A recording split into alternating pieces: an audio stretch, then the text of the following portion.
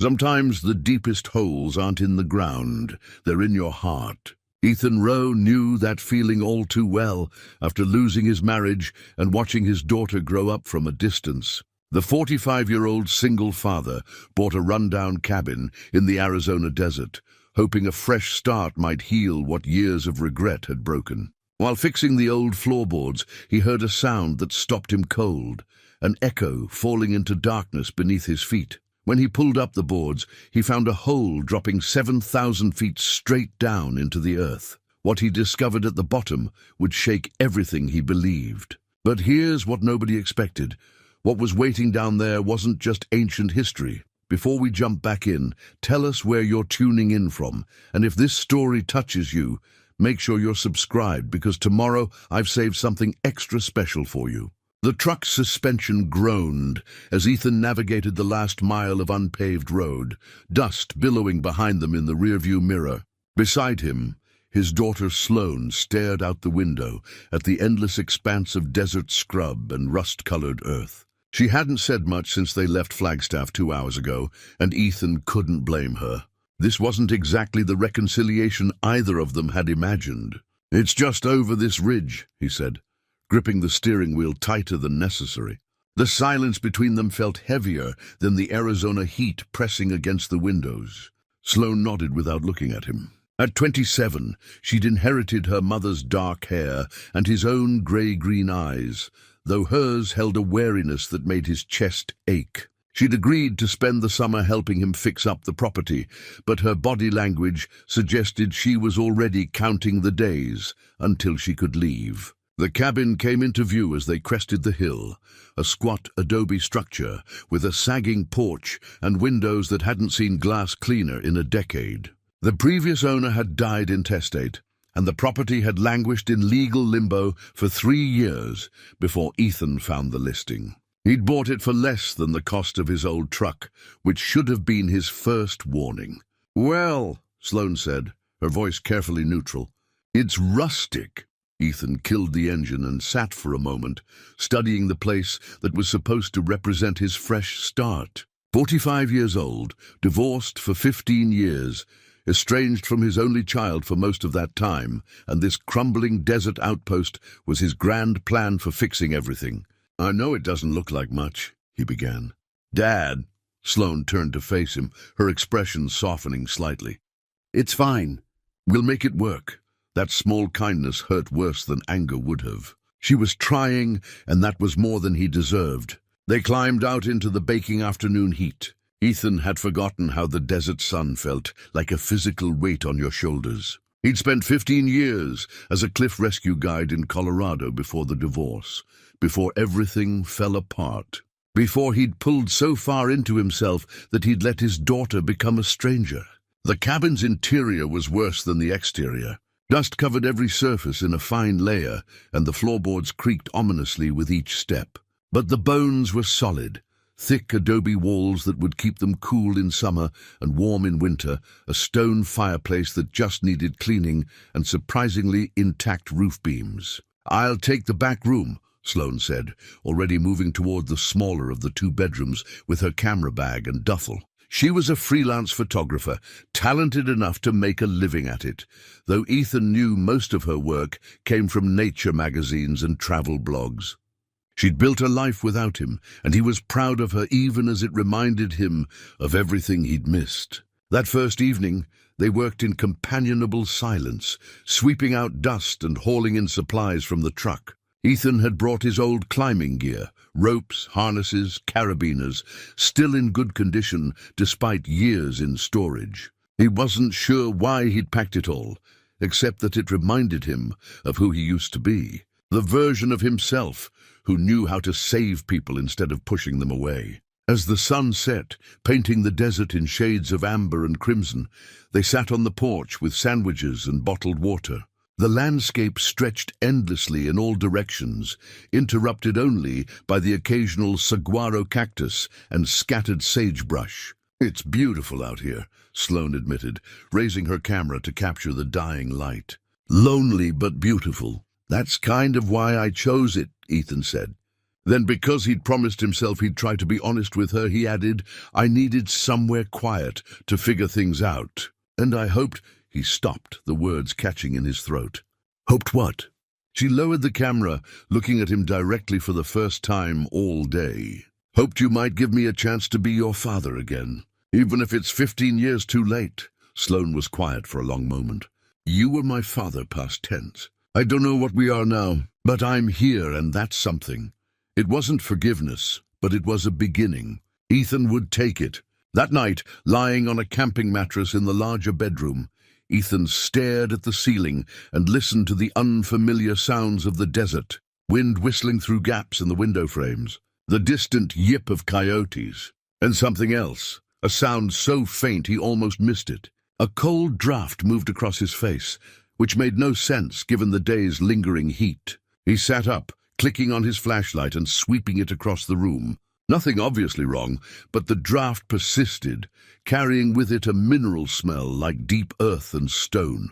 He got up and followed the current of air to its source, a spot near the corner where two floorboards met unevenly. Kneeling, he pressed his palm to the wood and felt the unmistakable flow of cool air rising from below. Old houses settled strangely, he told himself. Probably just a crawl space with poor insulation. But his rescue training had taught him to pay attention to details, and this detail nagged at him. The draft was too strong, too consistent, as if the space beneath wasn't just a crawl space, but something much larger. He made a mental note to check it in the morning, then returned to his mattress. But sleep came slowly, and when it did, he dreamed of falling through darkness, reaching for a rope that wasn't there. The next morning, Sloane found him already awake and examining the floorboards with a crowbar. "Couldn't sleep?" she asked, carrying a thermos of coffee she'd somehow managed to brew on their camping stove. "There's something odd about the foundation," Ethan said, accepting the coffee gratefully. "Feel that air coming up?" She knelt beside him, holding her hand over the gap. Her eyes widened. "That's cold. Like really cold, right? In the middle of the Arizona desert. Maybe there's a natural cooling system underneath. Some kind of cave system?" Sloane pulled out her phone, presumably to search for geological information about the area. Ethan wedged the crowbar under the loose board and pried gently. The wood came up easily, almost too easily, as if it had been removed and replaced many times before. Beneath it, instead of the concrete foundation he'd expected, was darkness. He grabbed his flashlight and aimed it into the gap. The beam disappeared into a void so deep it revealed nothing but empty air. "That's not a crawl space," Sloane whispered. Ethan's pulse quickened with a familiar sensation, the same mixture of fear and excitement he used to feel before a difficult rescue. He pulled up another board, then another, revealing a circular opening roughly 4 feet across. The edges were smooth, almost carved, not the jagged result of natural erosion. "We need to see how deep this goes," he said, already reaching for a loose stone from near the fireplace. "Dad, maybe we should—" He dropped the stone before she could finish. They both leaned over the opening, listening. 1 second, 2, 5, 10, 15. 28 seconds later, they heard the faint crack of stone hitting something solid far below. Ethan sat back on his heels, his mind racing with calculations. Sound traveled at roughly 1/100 feet per second. A falling object in a vacuum would accelerate continuously, but accounting for air resistance. "That's impossible," Sloane breathed. "That would make it thousands of feet deep," Ethan finished. "At least 3,000, maybe more." They stared at each other, the implications settling over them like dust. This wasn't a sinkhole or a well or any normal geological feature. This was something else entirely, something that had been hidden beneath rotting floorboards in an abandoned cabin in the middle of nowhere. Ethan moved to the opening again, shining his light down at different angles. The shaft appeared perfectly vertical, the walls smooth and regular. And there, about 10 feet down, something metallic glinted in the beam.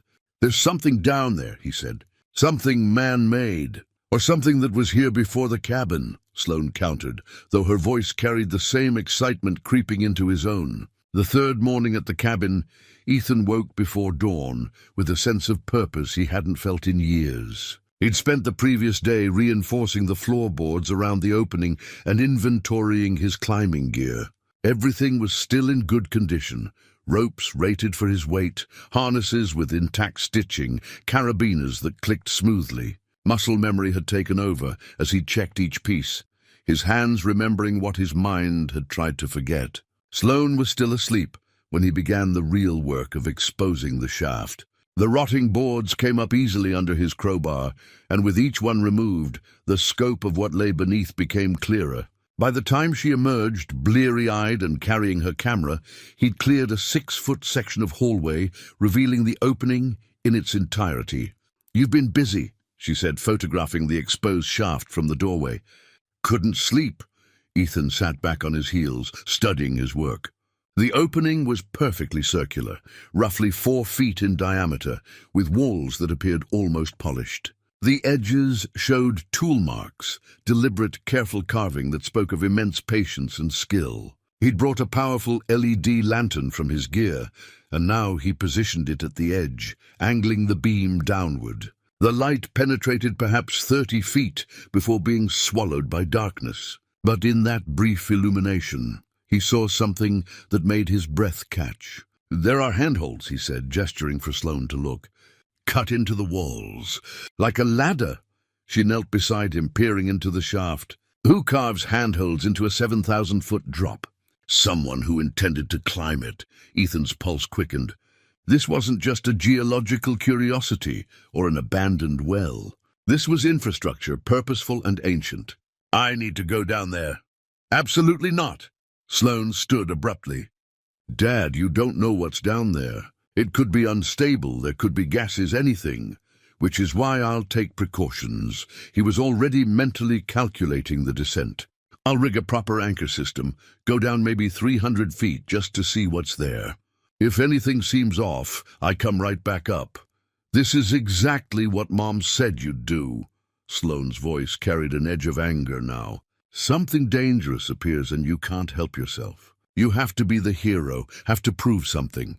The accusation stung because it held truth. How many times had his ex-wife begged him to take the safer jobs, to stop volunteering for the most dangerous rescues? And how many times had he told her she didn't understand, that people needed him, that he couldn't just walk away from someone in trouble? "This isn't about being a hero," he said quietly. "It's about understanding what's here. Someone built this, Sloane, maybe thousands of years ago. And we might be the first people to find it since then, or maybe we're not supposed to find it." She wrapped her arms around herself, a gesture he recognized from her childhood. "Maybe whoever built it sealed it up for a reason." Ethan stood, brushing dust from his jeans. "I was a rescue guide for 15 years. I know how to assess risk, how to move safely in vertical environments. This is what I trained for. You trained to save people, not to—" She stopped, turning away. "I can't watch you do this." "Then don't watch." "But I can't ignore it either." He moved to his gear, beginning to sort through the ropes. "I spent 15 years after the divorce just existing, Sloane. Not living, not building anything, just taking up space. This place, bringing you here, it was supposed to be different. It was supposed to mean something. And disappearing down a hole in the ground means something." She spun back to face him. "How is that different from all the other times you disappeared on us?"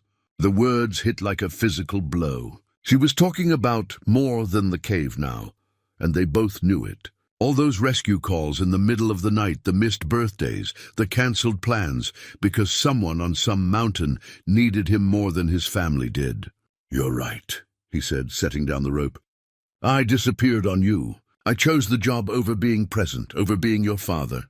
And then, when your mother left, when she had every right to leave, I disappeared even more completely. I stopped trying because it hurt too much to face what I'd lost." Sloane's eyes glistened, but she didn't look away. "So why should I believe this is different?" "Because I'm asking you to be part of it." Ethan gestured to the opening. "I'm not running away from you this time. I'm asking you to help me do this safely. Monitor the rope, keep radio contact, pull me up if something goes wrong. Be my partner instead of someone I leave behind." She studied him for a long moment, and he could see her weighing the words against years of disappointment. Finally she exhaled slowly. One descent, 300 feet, like you said. And if I tell you to come up, you come up immediately. No arguments. No arguments, he agreed. They spent the next 2 hours setting up the anchor system. Ethan drove 4 expansion bolts into the thick adobe walls, creating redundant attachment points that could easily hold 5 times his weight. He rigged his rope through a self-belaying device that would catch him if he fell, and attached a second safety line that Sloane would manage from the surface. "Radio check," he said, clipping the small 2-way unit to his harness. Sloane's voice came through clearly from where she stood near the opening. "I hear you. Are you sure about this?" "I'm sure." He clicked on his headlamp and positioned himself at the edge of the shaft. The darkness below seemed to pull at him, promising answers to questions he hadn't known to ask. "Dad?" Sloane's hand touched his shoulder. "Be careful, always." He met her eyes and saw fear there, but also something else, a willingness to trust him one more time. He wouldn't waste it. Ethan backed over the edge, his feet finding the carved handholds immediately. They were worn smooth by countless hands before his, each one a mystery. Who had made this journey before him, and why? The descent began with measured movements, each placement deliberate and secure. The shaft walls were indeed smooth, almost glassy in places, reflecting his headlamp beam in strange patterns. The temperature dropped as he went deeper, the desert heat fading into a cool dampness that carried that same mineral smell he'd noticed the first night. At 50 feet, he paused on one of the carved ledges to look up. The opening above had shrunk to a bright circle, Sloane's silhouette visible at its edge. His radio crackled. "How is it?" she asked. "Stable. The handholds are solid, and the walls show no signs of cracking or instability." He ran his hand along the smooth stone. "Sloane, this wasn't carved recently. These marks are ancient." "How ancient?" "I don't know. But look at the wear patterns, the way the stone has aged." He aimed his headlamp at the wall, illuminating the subtle variations in color and texture. "Centuries at least, maybe longer." He continued downward, counting handholds to track his depth. 100 feet, 150, 200. The shaft remained perfectly vertical, unchanging in its precise geometry. Whoever had built this had possessed engineering knowledge that seemed impossible for the ancient world. At 270 feet, his headlamp caught something different, a metallic glint in the wall to his left. Ethan secured himself to a handhold and leaned closer. It was a bell roughly the size of his fist, wedged into a narrow crevice in the stone. The metal was copper, green with age but still intact. Its surface was covered in symbols, unlike any writing he'd ever seen, flowing organic shapes that seemed to move in his headlamp's beam. Ethan worked the copper bell free from its crevice, careful not to damage the ancient metal. It came loose with surprising ease, as if someone had placed it there recently rather than centuries ago. The weight of it felt significant in his palm, heavier than its size suggested. "Sloane, I found something," he said into the radio. "What kind of something?" "A bell. Copper, covered in symbols I don't recognize." He turned it slowly, examining every surface. "I'm going to bring it up. You said 300 feet. I'm at 270. Close enough." He secured the bell in a pouch on his harness and began the ascent. The climb back took longer than the descent, his muscles protesting the sustained effort. He'd kept himself in decent shape over the years, but this was different from hiking or casual climbing. This was the real work his body had forgotten, and it reminded him with every pull upward. When he finally hauled himself over the edge, Sloane was there immediately, helping him unclip from the rope system. He lay on the floor for a moment, catching his breath, and feeling the strange sensation of being horizontal again after so long vertical. "Let me see it," she said. He retrieved the bell from his pouch and handed it to her. In the morning sunlight streaming through the windows, the verdigris patterns on its surface seemed to glow with an inner luminescence. The symbols were even more intricate than he'd thought, not just carved, but inlaid with another metal, possibly silver, that had somehow survived the oxidation that claimed the copper. Sloane photographed it from every angle, then pulled out her laptop. "I'm going to run these symbols through some databases. If they match any known writing system, we should get hits. While she worked, Ethan examined the bell more closely. It had a small clapper inside that produced a clear, resonant tone when he rang it gently. The sound was strange, almost otherworldly, with harmonics that seemed to extend beyond normal hearing range. He felt the vibration in his chest, in his bones. "That's beautiful," Sloane said, looking up from her screen, "but also kind of unsettling." "Ring it over the shaft," Ethan suggested. She gave him a skeptical look, but stood and walked to the opening. When she rang the bell, the tone seemed to fall into the darkness, echoing and re-echoing until it became something more than sound, a presence, a calling. They both stood silent, listening as the reverberations faded slowly into nothing. "No matches," Sloane said finally, returning to her laptop. "The symbols don't correspond to any known ancient language in the databases I can access. Not Sumerian, not Egyptian hieroglyphics, not Mayan, nothing. What about Native American petroglyphs? This is Arizona, after all. Check those first.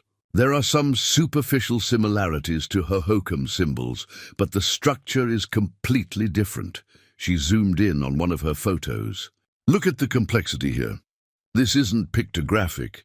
It's more like a complete written language with grammatical structure.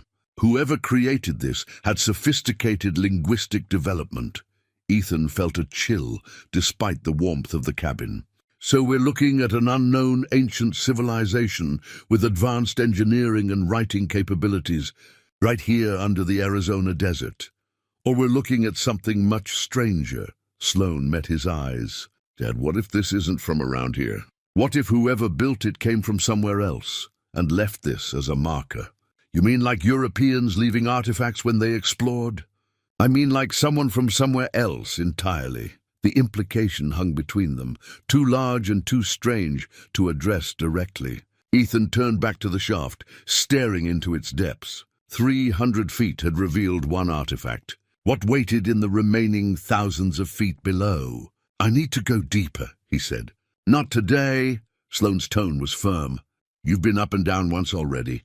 Your muscles need rest, and we need to figure out what we're actually dealing with here before you risk going further." She was right, though he hated to admit it. His shoulders and forearms ached, and his hands showed the beginnings of rope burn despite his gloves. He wasn't 25 anymore, and pretending otherwise would only put him in danger.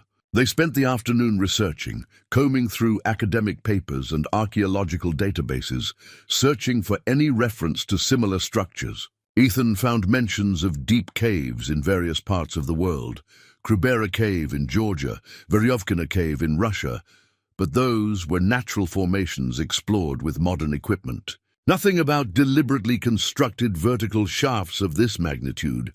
"What about the previous owner?" Sloane asked. "The one who died. Did he know about this?" Ethan pulled out the property documents he'd received at closing. "Morris Gaines, 73 years old when he died. Lived here alone for 20 years. No family, no close friends that the lawyer could find. They only discovered his death when the power company came to disconnect service for non-payment. And he just disappeared? No body? The report said the cabin was empty. His truck was here, his clothes, everything. But no sign of him." Ethan looked at the shaft opening. "The lawyer assumed he'd wandered off into the desert, maybe had a stroke or got disoriented. Happens sometimes with elderly folks living alone. Or maybe he went down," Sloane said quietly. The possibility settled over them like dust. Had Morris Gaines discovered the shaft just as they had? Had his curiosity led him to descend, and had something down there prevented his return? That evening, they sat outside watching the sunset paint the desert in shades of rust and gold. Sloane had her camera, capturing the way the light transformed the landscape. Ethan watched her work, seeing the focused intensity that had always been part of her, even as a child. She'd inherited that from him, the ability to lose herself completely in a task, to shut out everything else in pursuit of understanding. "I'm sorry," he said suddenly. She lowered the camera. "For what?" "For all of it. For choosing the rescues over being home. For not fighting harder to stay in your life after the divorce. For letting you grow up thinking you weren't important enough."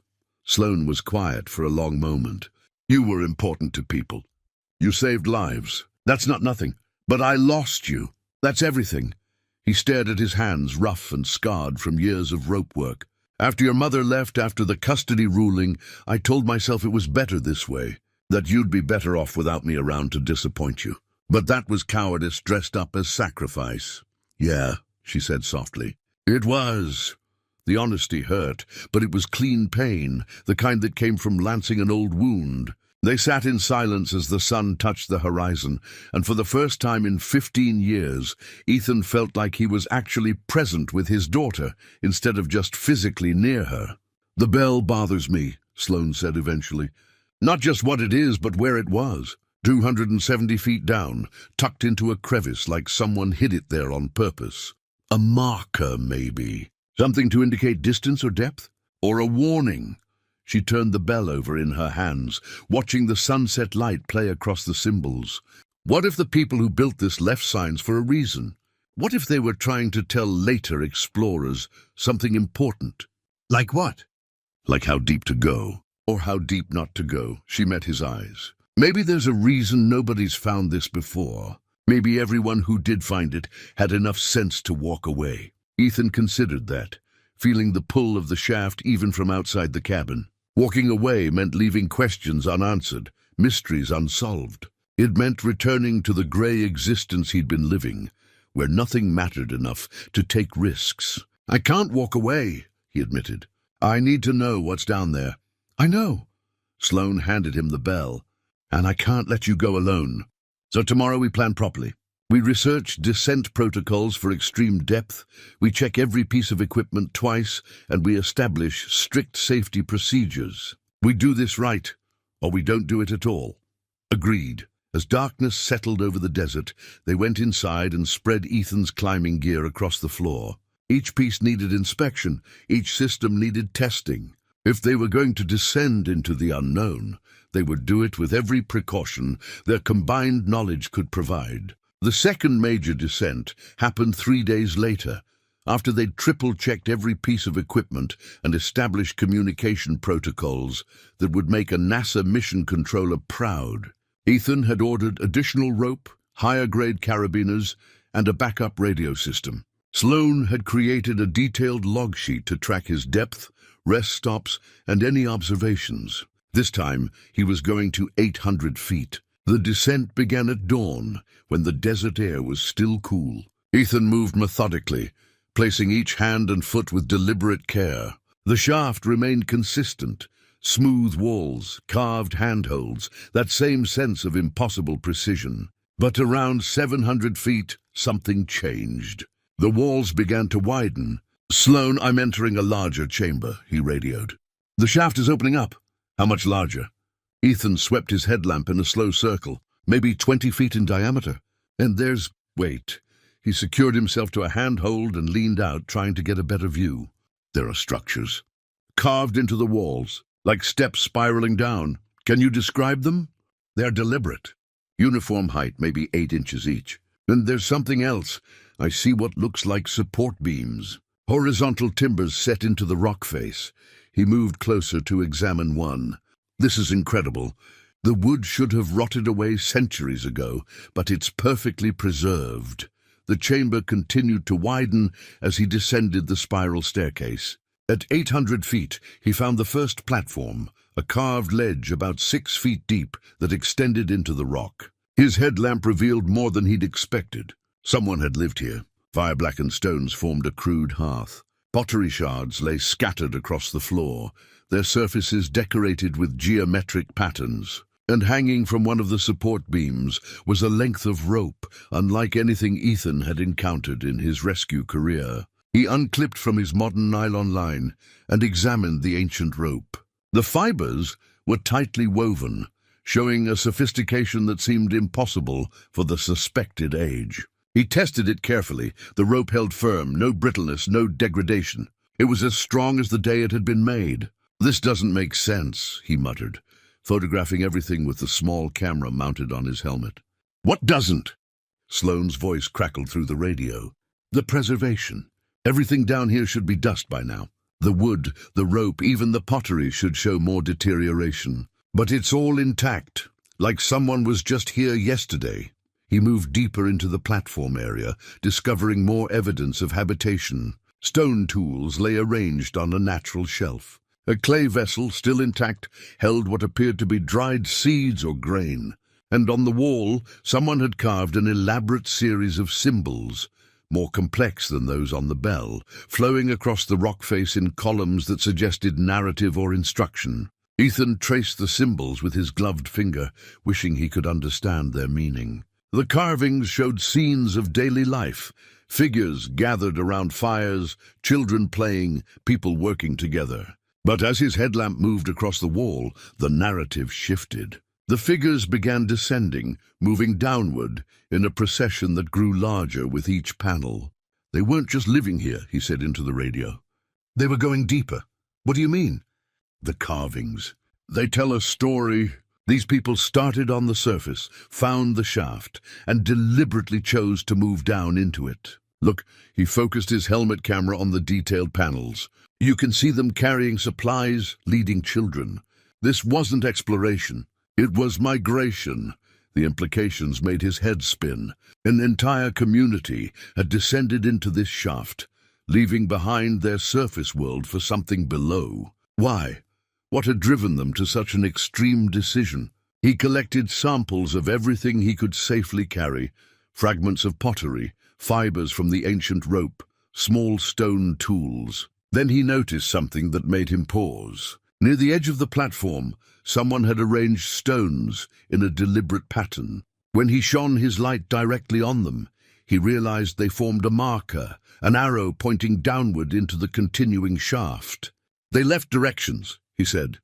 They wanted others to follow. The ascent took longer this time, his body protesting the 800-foot climb. When he finally emerged at the surface, Sloane pulled him away from the edge and helped him sit against the wall. She pressed a water bottle into his hands and waited while he caught his breath.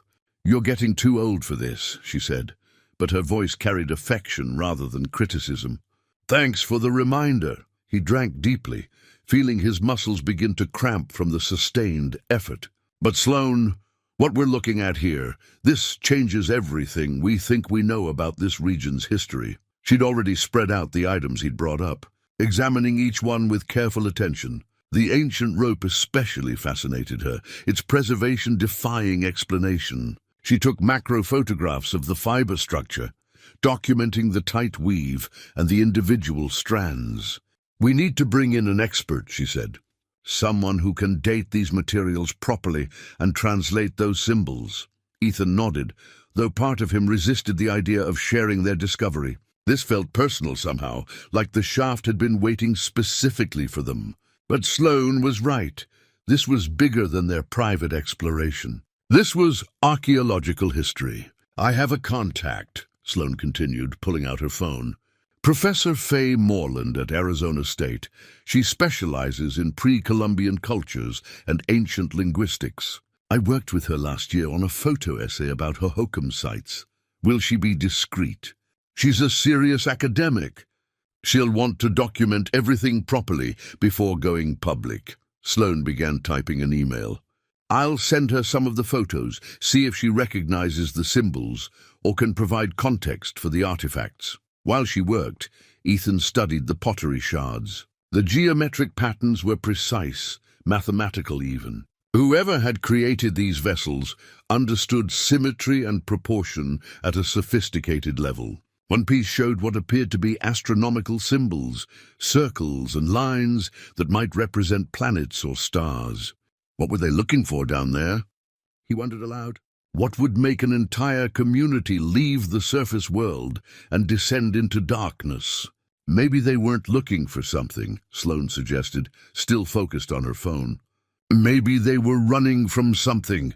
The thought chilled him. The Southwest had a history of collapsed civilizations, the ancestral Puebloans, the Hohokam.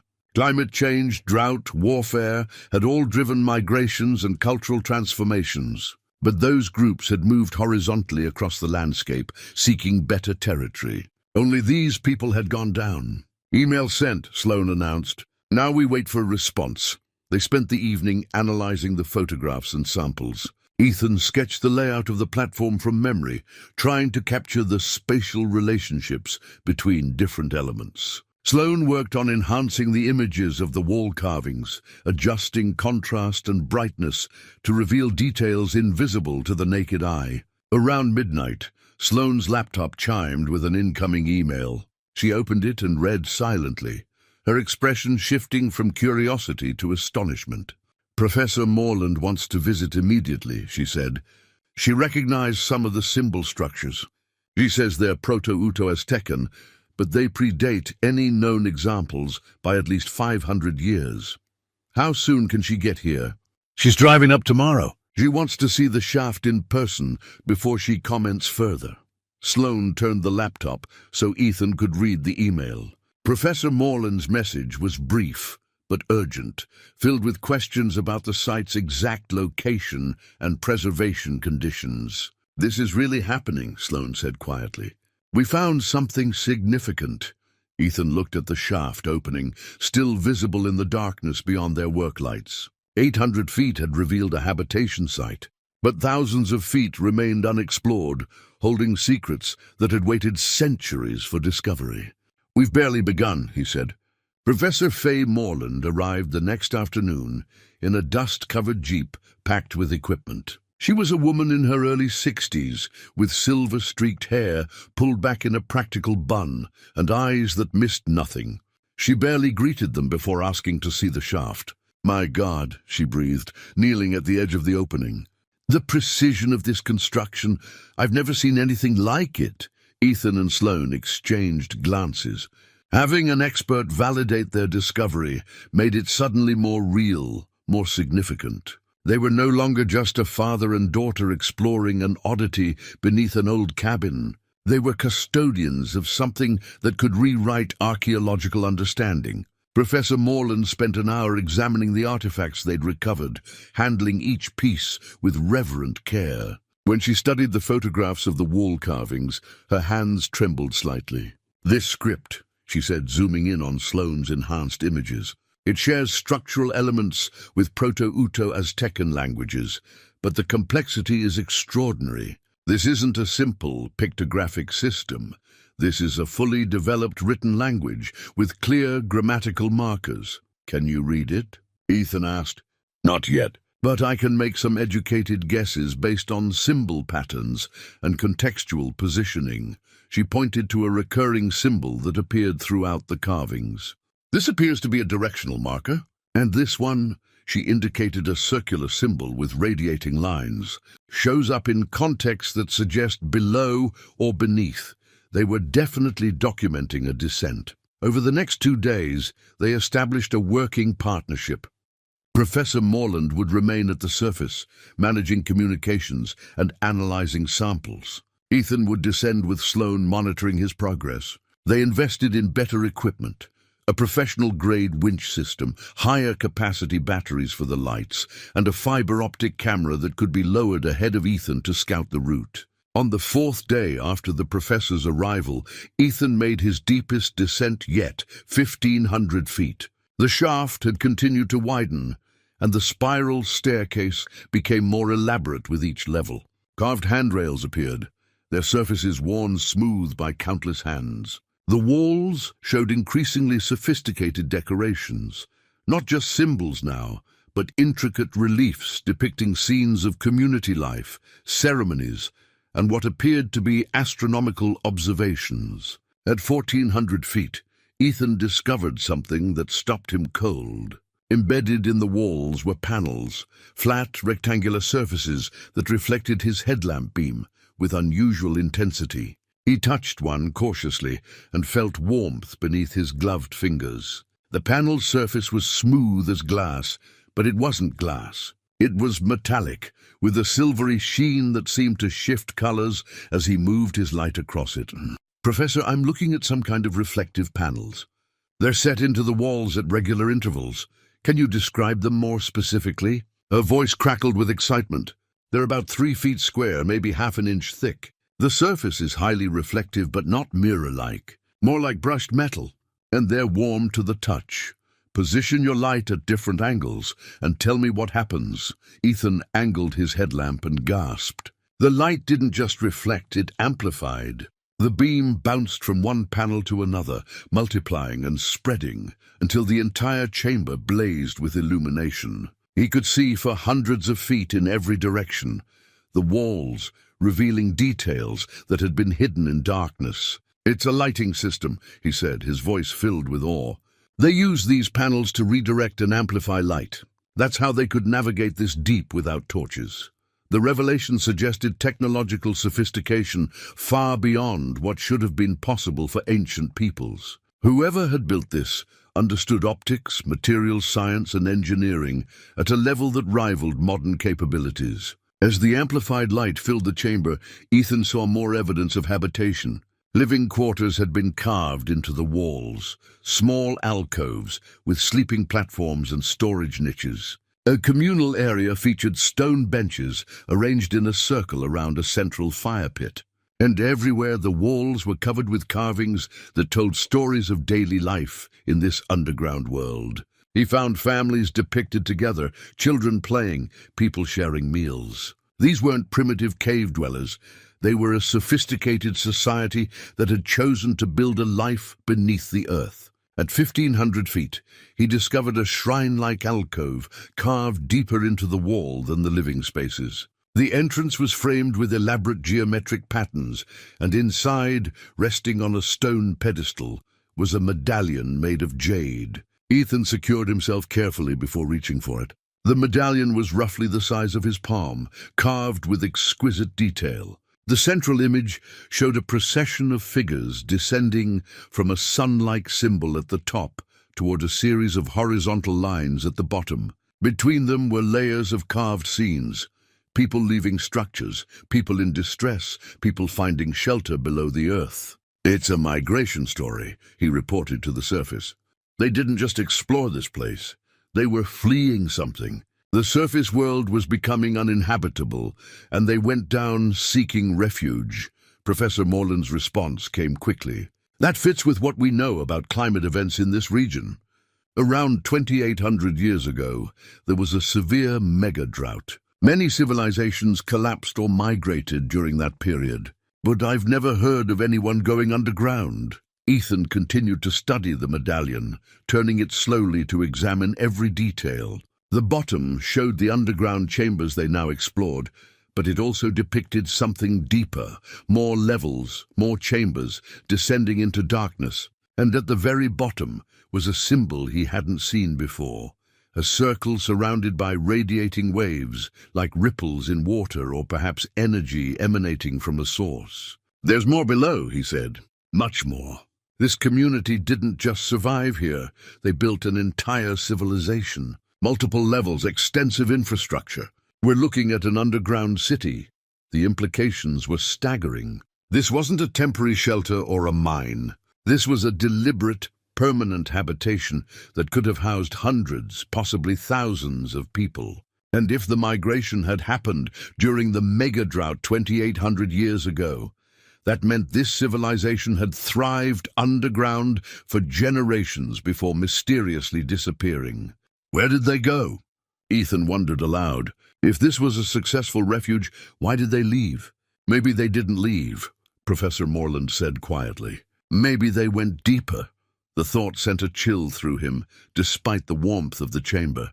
The medallion in his hand showed more levels below, descending toward that mysterious central symbol. Had the ancient people continued their migration downward, seeking something beyond mere survival? As Ethan began his ascent, carefully carrying the jade medallion, he couldn't shake the feeling that they were retracing an ancient path, following in footsteps that had been made with purpose and determination. Whatever lay in the deepest chambers, it had called to those ancient people strongly enough that they'd left behind everything they'd built. And now it was calling to him. Professor Morland's analysis of the jade medallion took 3 days. She worked tirelessly, comparing the symbols to every database she could access, consulting with colleagues via encrypted emails, and building a preliminary translation framework. What she discovered both thrilled and unsettled them all. The script contains warnings. she announced one evening. The three of them gathered around her makeshift workspace. References to the deepest chamber and what sleeps below. But the context is ambiguous. I can't tell if they're warnings against going deeper or instructions for reaching something important. Ethan studied the rubbings she'd made of the medallion's surface. What about this symbol at the bottom? The circle with the radiating waves? That appears consistently in context suggesting power, energy, or transformation. In some panels, it's associated with healing. In others, with danger. She adjusted her reading glasses. The ancient people seem to have conflicted feelings about whatever this represents. Sloane had been quiet, reviewing her photographs. Now she spoke up. What if it's both? What if there was something down there that could help them but also posed risks? Like what? Ethan asked. I don't know. A water source? A geothermal vent that provided heat but could also be dangerous. She pulled up an image on her laptop. Look at these carvings from the 1,500-foot level. The people look healthy here, thriving even. But in the lower panels, the figures become more abstract, almost ethereal. Professor Morland leaned in to examine the image. You're right. The artistic style shifts dramatically in the lower sections. Either different artists created them, or something about the deeper levels changed how they perceived and depicted reality. The conversation continued late into the night, theories building upon theories. Were they looking at a simple migration story or something more complex? Had the ancient people found what they were seeking in the depths, or had they lost themselves to it? The next morning, Ethan proposed going to 2,000 feet, deeper than any previous descent. Sloane was reluctant, worried about the cumulative strain on his body, but he insisted. They needed answers, and answers lay below. The descent took nearly 3 hours. The spiral staircase had become more elaborate at these depths, with landings every 100 feet or so. Each landing showed evidence of use: worn stones, fire pits, storage alcoves. The ancient people had created waypoints, places to rest during their long journeys up and down. At 1,900 feet, the shaft opened into another large chamber, and Ethan found himself standing in what could only be described as a temple. The space was vast, perhaps 50 feet across, with a domed ceiling carved with astronomical charts. The walls were covered with the metallic panels he'd seen before, but here they were arranged in complex patterns that created cascading light effects. When his headlamp struck them, the entire chamber lit up with a soft golden glow. In the center of the chamber stood a stone altar, and on it rested a tablet made of metal, not copper or bronze, but something that seemed to absorb and reflect light simultaneously. Ethan approached it carefully, his training screaming caution, even as his curiosity pulled him forward. The tablet was roughly 2 feet square and covered on both sides with engravings. But these weren't the flowing symbols of the previous inscriptions. These were mathematical, geometric patterns, astronomical calculations, and what appeared to be star charts. "Professor, you need to see this," he said into the radio, his voice tight with excitement. He photographed the tablet from every angle, then carefully examined the astronomical charts. They showed constellations, but not as they appeared from Earth's surface. The perspective was different, the angles wrong. "These star charts aren't from here," he said slowly, realization dawning. "They're showing the sky from somewhere else." "What do you mean, somewhere else?" Professor Morland's voice carried sharp interest. "I mean, these aren't Earth observations. The stellar positions, the relationships between stars, this is what the sky would look like from a different vantage point. A different world." The silence that followed was heavy with implication. Sloane was the first to speak, her voice steady, despite the magnitude of what was being suggested. "Dad, are you saying this is alien?" "I'm saying whoever made this tablet had knowledge of stellar positions that shouldn't be possible from Earth's surface. Either they had incredibly advanced astronomical capabilities or—" He stopped, the words too large to speak. "Or they came from somewhere else," Professor Morland finished quietly. "And the ancient people found what they left behind." Ethan continued exploring the temple chamber, finding more evidence that supported the impossible conclusion. Tools that showed no sign of traditional manufacturing. No hammer marks, no casting seams. Materials that shouldn't exist. Metals with properties that defied conventional composition. And everywhere, those symbols that seemed to shift and flow when viewed from different angles. The ancient people hadn't built this place. They discovered it just as Ethan had. And what they'd found had transformed them, changed their understanding of the universe and their place in it. "I need to keep going," Ethan said. "We need to reach the bottom, see what's really down there." "Ethan, you've been down for over 3 hours," Professor Morland cautioned. "Your body needs rest. Just a little farther, to 2,000 feet. Then I'll come up." He descended the remaining 100 feet and found himself at another platform, the largest yet. This one showed signs of more recent activity. Not recent in the sense of days or weeks, but recent compared to the millennia-old structures above. Debris from the ancient civilization lay scattered, pottery, tools, personal items abandoned in what appeared to have been haste. They'd fled from here. Something had made them leave behind their possessions and climb back toward the surface. Or perhaps they'd gone deeper, drawn by whatever waited below. Ethan stood at the edge of the platform, shining his light down into the continuing shaft. The beam disappeared into darkness that seemed to swallow it whole. How much farther did it go? 3,000 feet? 5,000? And what waited at the bottom? As he prepared to begin the long ascent, a sound reached him from below, a deep, resonant hum that he felt more than heard. It was similar to the tone the copper bell produced, but vastly more powerful. The stone beneath his feet vibrated with it. "Did you hear that?" he asked into the radio. "Hear what?" "The humming. It's coming from below." Silence from the surface, then Professor Morland's voice, carefully controlled. "Ethan, there's nothing on our monitoring equipment. No seismic activity, no audio signatures. Whatever you're hearing, it's localized to your position." The humming continued, rising and falling in waves that seemed almost rhythmic, almost like breathing. Ethan stood transfixed, listening to the ancient sound that had probably been here for millennia, waiting for someone to hear it. "I'm coming up," he said finally, though every instinct screamed at him to continue downward, to follow the sound to its source. The ascent was grueling, his muscles protesting every pull, every step. By the time he reached the surface, he was shaking with exhaustion. Sloan and Professor Morland helped him to a chair, pressing water and energy bars into his hands. "The tablet," Professor Morland said urgently. "Did you bring it?" "I photographed everything, but I left it where it was. It felt wrong to remove it."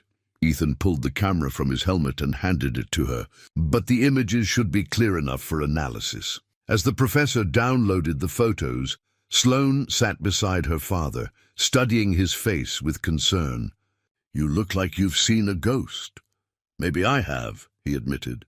"The ghosts of a civilization that found something extraordinary and paid an unknown price for it." 2 days of rest and planning followed before they attempted the deepest descent yet. Ethan's body had needed the recovery time, and Professor Morland had needed time to analyze the star charts from the metal tablet. What she discovered kept her awake both nights, poring over astronomical databases and consulting with colleagues via carefully worded emails that revealed nothing about the source of her data. On the morning of the deep descent, she pulled Ethan and Sloan aside before they began final equipment checks. "The star charts are real," she said without preamble. "I've had 3 independent astronomers verify the stellar positions without telling them why I was asking. The perspective shown on that tablet corresponds to a location approximately 42 light-years from Earth, in the constellation Carina. Whoever created those charts had either visited that location or possessed knowledge transmitted from there." The statement hung in the air like smoke. They'd been dancing around the implications for days, but hearing it stated so plainly made it impossible to ignore. This wasn't just an archaeological discovery. This was evidence of contact with something beyond Earth. "So what do we do?" Sloan asked quietly. "We document everything," Professor Morland said. We proceed carefully, scientifically, and we make sure the evidence is irrefutable before we make any claims. Because what we're suggesting will be challenged by every mainstream institution in the world. Ethan nodded slowly. And we reach the bottom. Whatever's down there, we need to see it for ourselves. This descent would take him to 3,500 feet, deeper than he'd ever gone in his rescue career. Deeper than seemed wise for a man of 45, with equipment that, while good, wasn't designed for extreme depth. But they'd taken every precaution they could think of. He carried backup lights, backup radio, backup rope.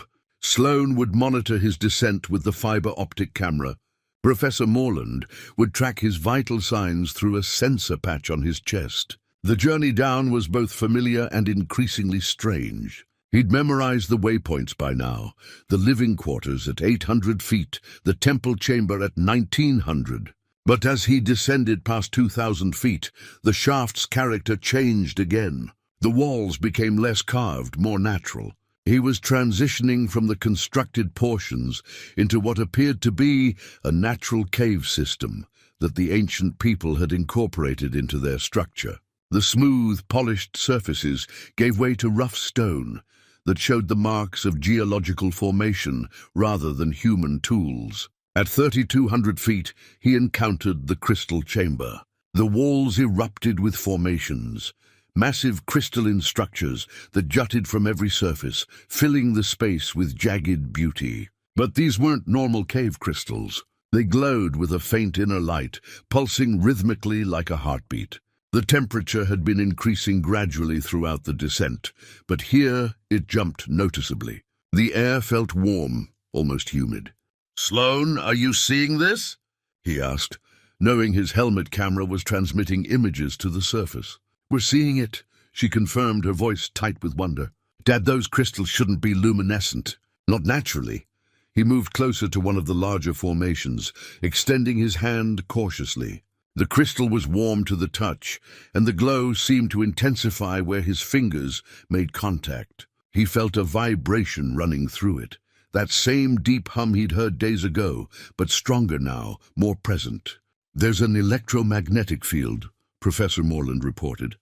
"We're picking up readings on our equipment up here. Something down there is generating a significant amount of energy." Ethan continued through the crystal chamber, following the spiral staircase as it wound between the glowing formations. The light they produced was enough that he barely needed his headlamp.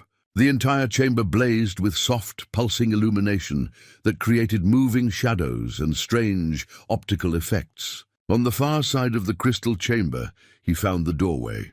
It was massive, easily 12 feet tall, and carved with a precision that made everything else he'd seen look crude by comparison.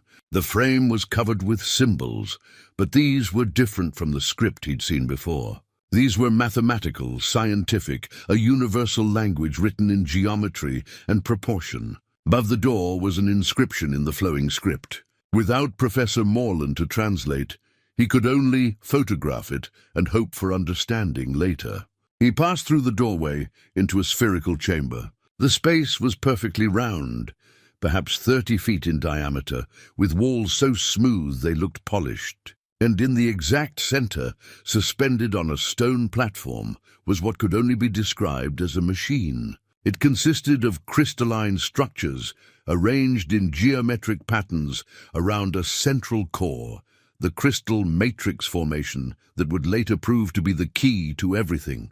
The crystals were similar to those in the outer chamber, but more refined, more deliberately shaped. They connected to metallic components that showed no signs of corrosion, despite their obvious age. "This is technology," Ethan breathed. "Advanced technology." His radio crackled with interference, Professor Morland's voice cutting in and out. "Readings are off the scale. Electromagnetic, dangerous." "Say again, Professor." "You're breaking up. Should evacuate. Field strength increasing." The crystal matrix seemed to respond to his presence, its glow intensifying. The hum grew louder, filling the spherical chamber with resonance that made his bones vibrate. His equipment began to malfunction, compass spinning wildly, the digital depth gauge flickering. He circled the platform carefully, documenting everything with his camera. The metallic components were too precise to be ancient human work, too strange in their configuration to be modern. They showed design principles that seemed almost organic, as if they'd grown rather than been constructed. And then he saw what was embedded within the central crystal, preserved inside the translucent matrix, like an insect in amber. It was clearly manufactured, clearly technological, and clearly not of human origin. The components were too small, too complex, showing design aesthetics that spoke of a completely different evolutionary path. The implications crashed over him like a wave. The ancient people hadn't built this place. They hadn't even discovered it first. They'd found something that had been here long before humanity existed, a repository, a waypoint, perhaps a refuge built by beings from somewhere else in the galaxy. His radio erupted with Sloane's voice, desperate and frightened. "Dad, you need to come up now. Something's happening on the surface." "What kind of something?" "The ground is splitting. There are tremors, and I can see—" "Dad, there are other openings appearing around the cabin. The whole area is destabilizing. I'm coming up." He took one last look at the crystal matrix, its light now bright enough to hurt his eyes. Whatever they'd done by coming here, whatever he'd activated by touching the crystals, it was triggering a response. As he turned to leave, the matrix flared with brilliant intensity. For just a moment, Ethan experienced something impossible, a vision, a memory that wasn't his own. He saw the ancient people discovering this chamber, saw their wonder and fear. He saw them trying to understand the technology, trying to harness it. And he saw what happened when they succeeded. Transformation, evolution, something that changed them at a fundamental level. Some had embraced it, merging with the technology in ways he couldn't fully comprehend. Others had fled in terror, racing back toward the surface and the familiar world above. The vision ended as abruptly as it began. Ethan staggered, disoriented, then forced himself to move. The chamber was vibrating now, the crystals humming in harmony. He had to get out, had to reach the surface before whatever was happening intensified. The ascent was a nightmare of adrenaline and fear. Ethan's hands burned as he hauled himself upward, rope sliding through his belay device faster than was safe. The walls vibrated around him, sending cascades of ancient dust into the air. The crystals in the chamber below pulsed with increasing intensity, their light visible even as he climbed hundreds of feet above them. At 2,800 feet, he paused on a platform to catch his breath and check in with the surface. His radio crackled with static, but Sloane's voice cut through clearly enough. "Dad, the fissures are spreading. I can see at least 6 new openings within a quarter-mile of the cabin. What about the cabin itself?" "The foundation is cracking. Professor Morland wants us to evacuate, but I'm not leaving until you're up. I'm moving as fast as I can." He gulped water from his bottle, his throat raw from breathing the dusty air. His muscles screamed in protest, but he forced himself to continue. At 2,000 feet, something dislodged from the wall. A stone tablet that had been hidden in a crevice, shaken loose by the vibrations. It clattered onto the platform beside him, and despite the urgency of his situation, Ethan couldn't help but examine it. The tablet was metal, etched with mathematical formulas and star charts even more detailed than the ones he'd seen in the temple chamber. These weren't just observations. They were navigation charts, showing trajectories between stellar systems. Whoever had created this had traveled between the stars. He secured the tablet in his pack and resumed climbing, but his mind raced with implications. This wasn't a random alien artifact. This was part of a network, a system of waypoints or repositories scattered across multiple worlds. Earth had been one stop on a journey that spanned light years. At 1,200 feet, he got clearer radio contact with Professor Morland. "Ethan, we need to discuss what happens next," she said, her academic composure cracking under stress. "Whatever you activated down there, it's affecting a massive area. If this continues, we'll have government agencies, military media, everyone will converge on this location. Let them come. The world needs to know what's here. But do we understand it well enough to explain? Do we know what we're unleashing?" The question haunted him as he climbed. The ancient people had found this place, had interacted with the technology, and had ultimately either disappeared or been transformed by it. Were he and his companions about to repeat that history? At 600 feet, his exhaustion nearly overwhelmed him. His arms felt like lead, his legs trembled with each step. He'd been climbing for over 2 hours, and his body was approaching its limits. "Sloan," he gasped into the radio, "I need you to be ready to help pull me up the last section. I don't know if I can make it on my own. Already set up the winch system. Just get to 300 feet and we'll haul you the rest of the way." The promise of mechanical assistance gave him the strength to continue. He focused on one handhold at a time, one step at a time, refusing to think about the distance remaining. The light from above grew stronger, Sloane's silhouette visible against the opening. At 300 feet, she activated the winch. The rope went taut, and he felt himself being lifted, taking the weight off his exhausted muscles. He used his feet against the wall to steady himself as the motor pulled him steadily upward. When he finally emerged at the surface, both Sloane and Professor Morland grabbed him, pulling him away from the opening. He collapsed on the floor, every muscle in his body trembling. Sloane pressed water into his hands, while Professor Morland checked his vital signs. "You're hypothermic despite the warm air down there," she said, wrapping an emergency blanket around his shoulders. "And your heart rate is dangerously elevated. You need rest." "No time." Ethan forced himself to sit up, though the effort made his vision swim. "We need to see what's happening outside." They helped him to his feet and out onto the porch. What he saw made him forget his exhaustion.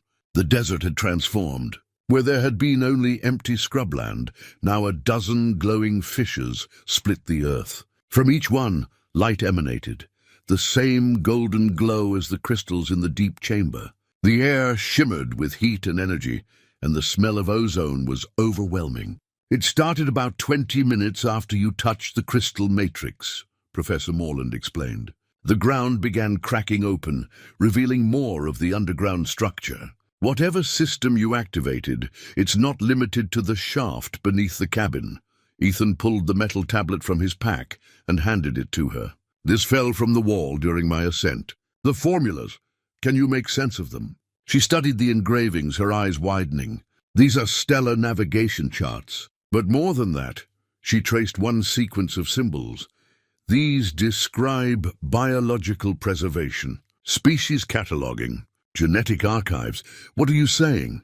"I'm saying this wasn't just a refuge or a waypoint. This was a repository, a vault designed to preserve biological samples from multiple worlds." She looked up at him, her face pale. The ancient people didn't just find alien technology.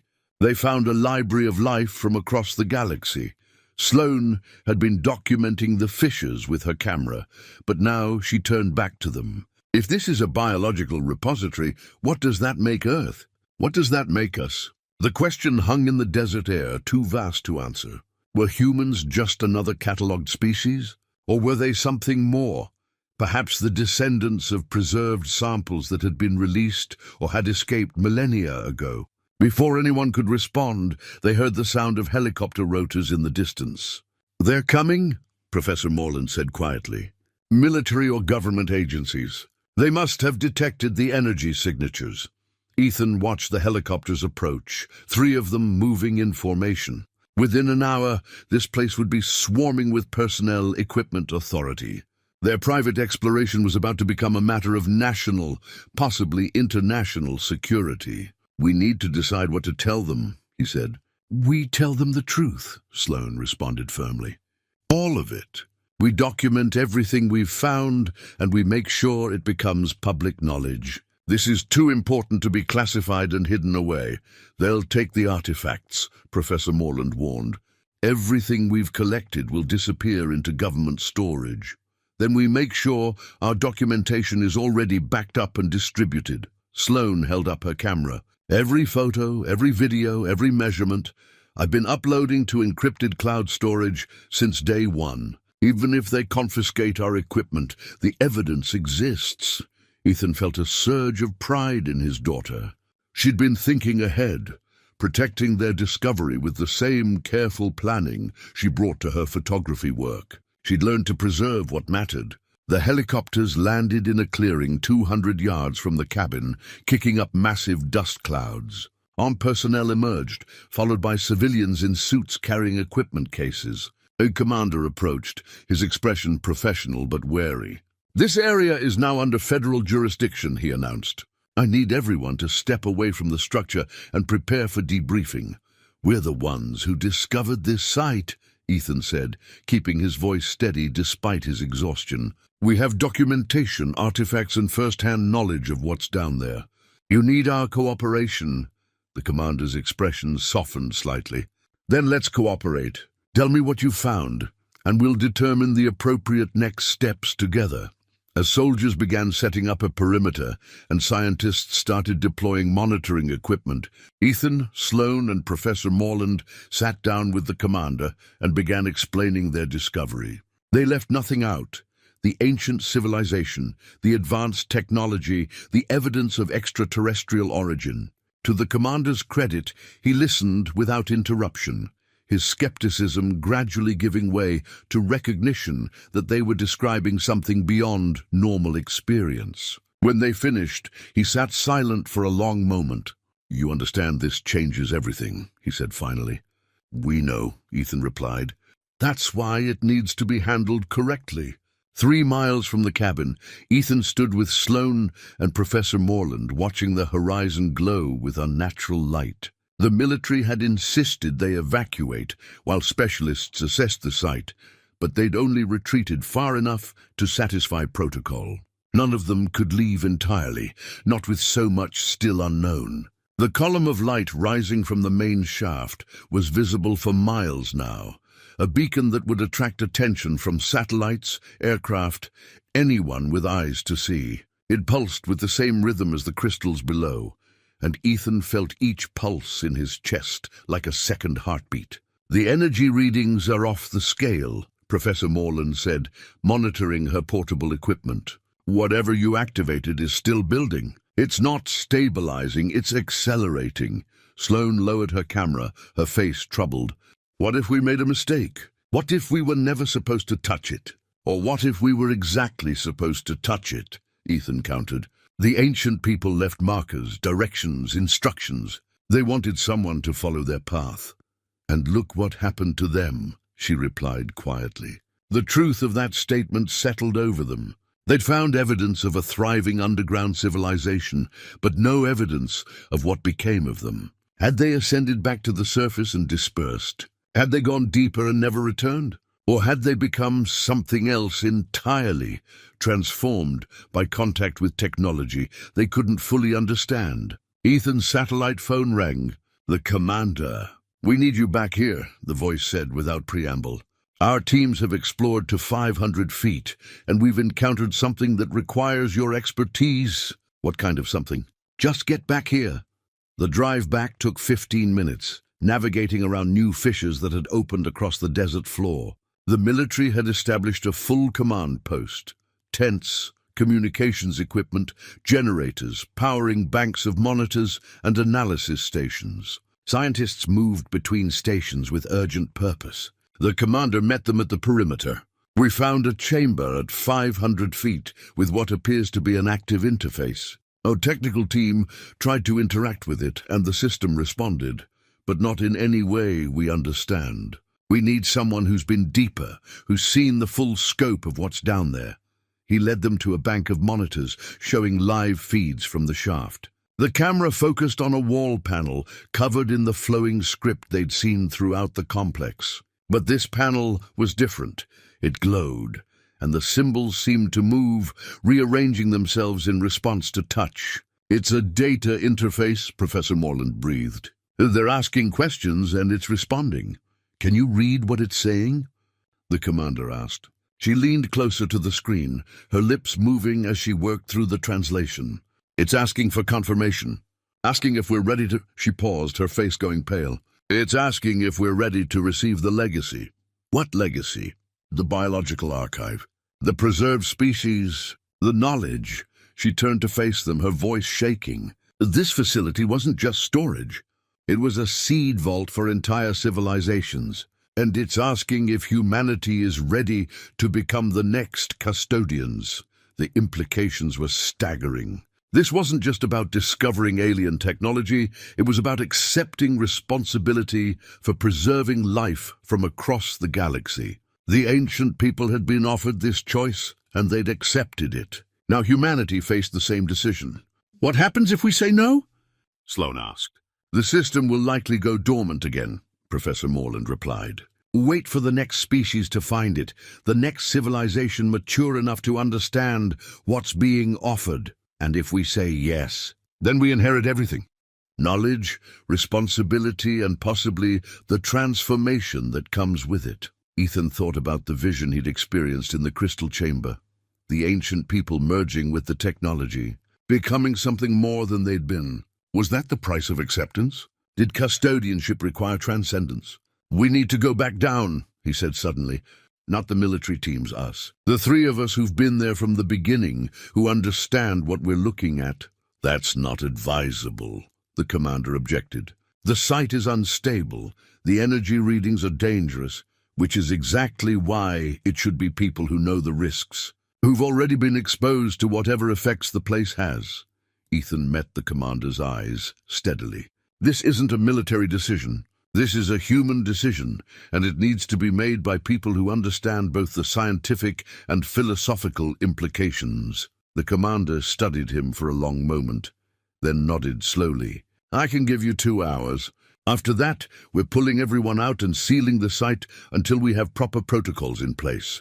2 hours. Ethan looked at Sloan, saw the fear in her eyes, but also the determination. She'd come this far with him, trusted him despite their history of broken promises. He wouldn't make this decision without her consent.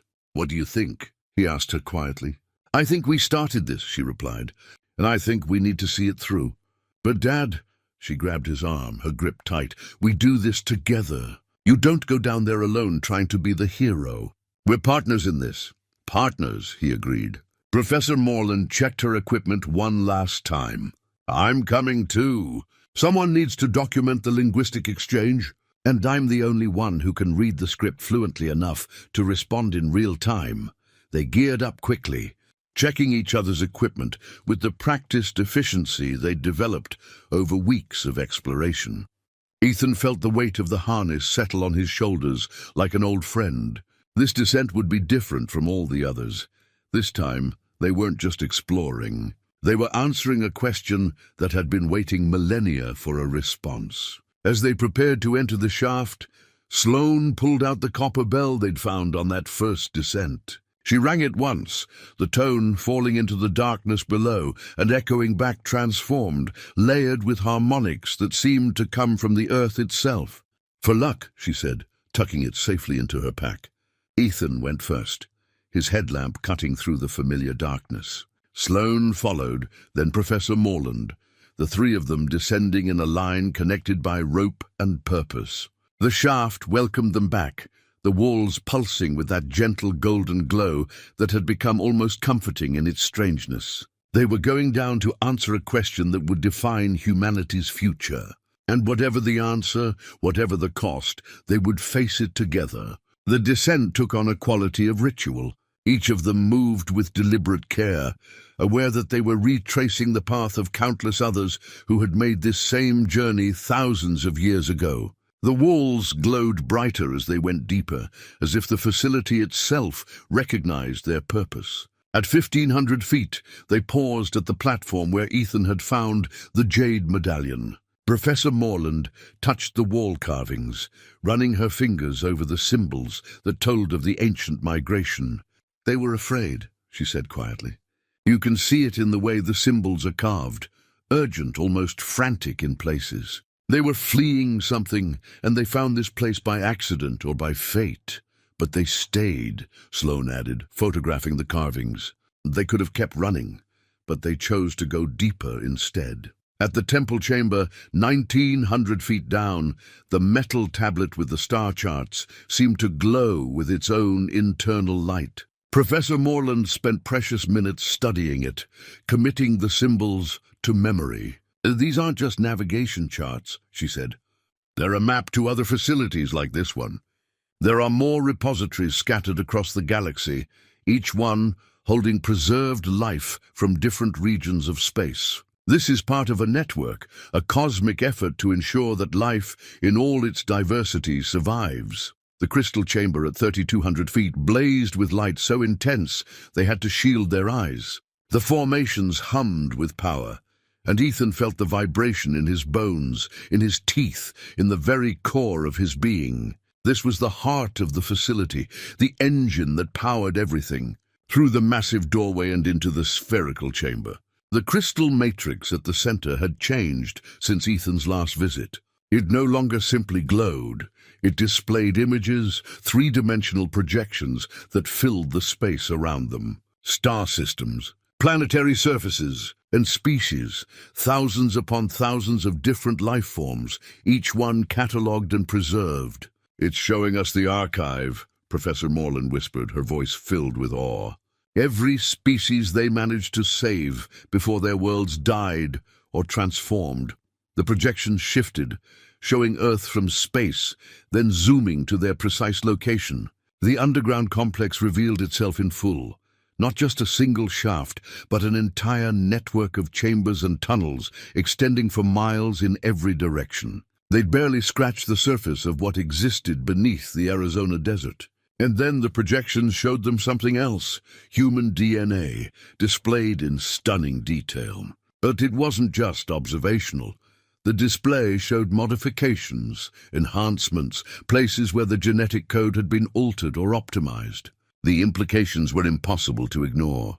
"We're one of the preserved species," Ethan said, the truth settling over him like a weight. "Humanity isn't a natural evolution. We're the result of genetic preservation and modification by whoever built this place." "Not modification," Professor Morland corrected, studying the genetic displays with academic precision. "Restoration. These markers show damage repair, genetic drift correction. I think humanity did evolve naturally, but at some point we were nearly extinct. Whoever built this facility preserved our genetic material and reintroduced it, saved us from extinction." The holographic display seemed to respond to her words, showing new images, early humans, struggling in a harsh prehistoric world. Then the intervention, samples collected, genetic material preserved, and later reintroduced into the population. Not creating a new species, but saving one that already existed. "They were gardeners," Sloane said softly, "taking care of life wherever they found it, making sure it had a chance to continue." The display shifted again, showing the ancient people who had discovered this chamber. Ethan watched them interact with the technology, saw their wonder and fear mirror his own. And then he saw the choice they'd been offered, the same choice humanity now faced. Accept the responsibility of custodianship. Become the next gardeners, the next preservers of life across the galaxy. Or decline and allow the facility to remain dormant until another species, another civilization was ready. Some of the ancient people had accepted. The display showed them merging with the technology, not physically but consciously, uploading their knowledge, their experiences, their understanding into the facility's archive. They became part of the repository, their wisdom preserved alongside the biological samples. Others had refused, unable to accept the transformation required. They'd returned to the surface, and the facility had sealed itself behind them, waiting for the next opportunity. "We have to answer," Professor Morland said, turning to face Ethan and Sloane. "The system is asking us directly now. Do we accept custodianship?" Ethan looked at his daughter, seeing the same struggle in her eyes that he felt in his heart. This was bigger than anything he'd imagined when he bought a rundown cabin in the desert. This was a responsibility that would span generations, that would define humanity's role in a larger cosmic community. "What do you think?" he asked Sloane, just as he had on the surface. But this time, the question carried the weight of humanity's future. "I think," she said slowly, "that we're not ready, not yet. We still fight among ourselves, still destroy our own world, still can't even agree on basic truths. How can we be trusted with preserving life across the galaxy when we can't preserve life on our own planet? But maybe accepting this responsibility is what makes us ready." Professor Morland offered. Maybe understanding our place in the larger cosmos, understanding that we're not alone and never have been, maybe that's the catalyst humanity needs to grow. Ethan thought about the journey that had brought him here. Running from his failures, trying to rebuild a relationship with his daughter, seeking purpose in a life that had felt increasingly meaningless. And he'd found it, not in the depths of the earth, but in the connection he'd rebuilt with Sloane, in the partnership they'd forged through exploration and discovery. "We tell them we're not ready," he said finally, "but we want to be. We accept the knowledge, we accept the truth of what this place represents, and we commit to growing into the role. We ask for time, a generation, maybe two, to get our own house in order before we take on responsibility for others." Sloane nodded, relief evident on her face. Professor Morland approached the interface panel and began tracing symbols, crafting a response in the ancient script. The facility seemed to pause, considering their answer. Then the crystal matrix flared with light so brilliant it seemed to burn the air itself. And in their minds, not through their ears, but directly into their consciousness, they heard a response. "Acknowledged. The archive will remain accessible to humanity. Take the knowledge offered, learn, grow, return when ready."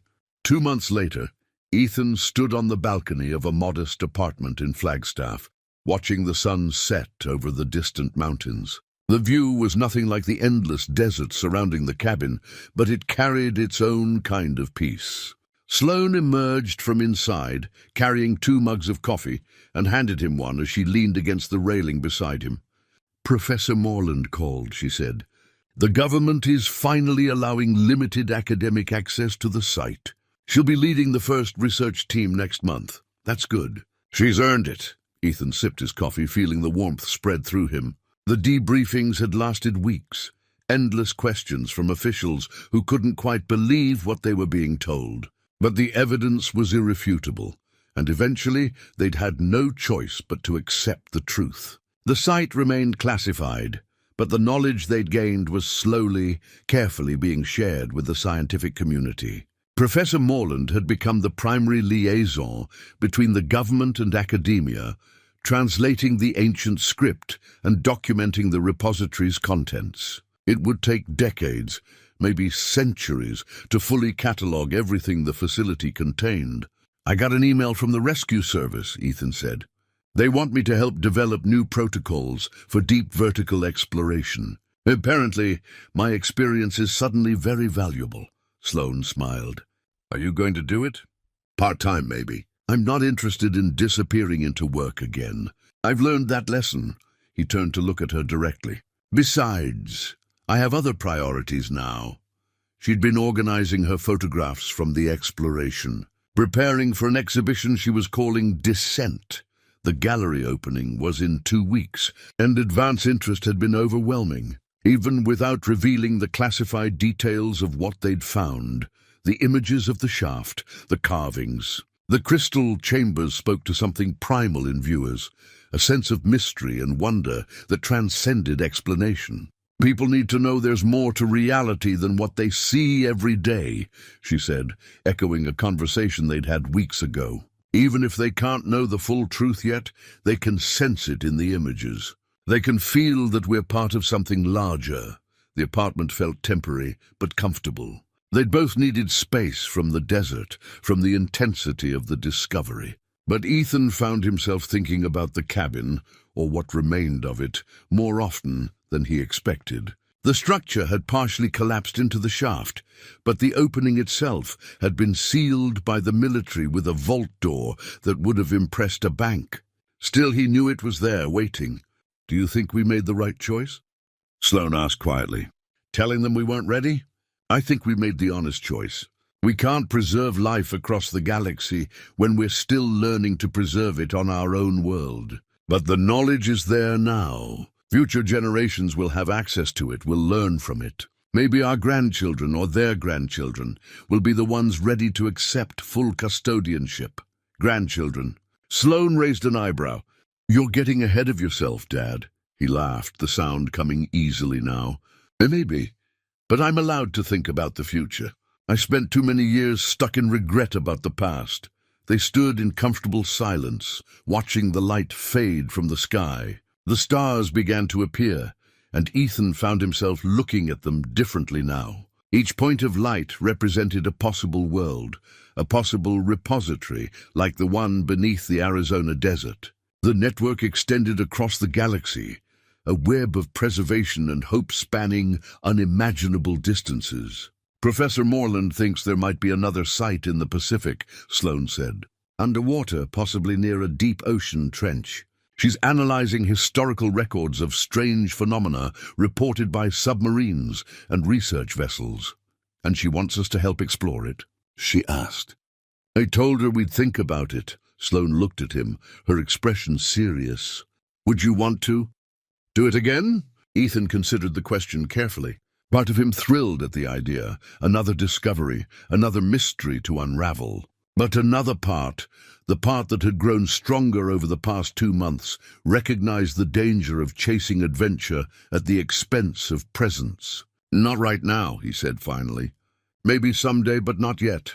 I'm still rebuilding what I broke, still proving that I can be here, consistently, without running toward the next crisis or challenge. You're doing well with that, Sloane said softly. Being here, I mean. It's different this time. It has to be. I lost 15 years pretending I was protecting you by staying away. I won't waste whatever time we have left.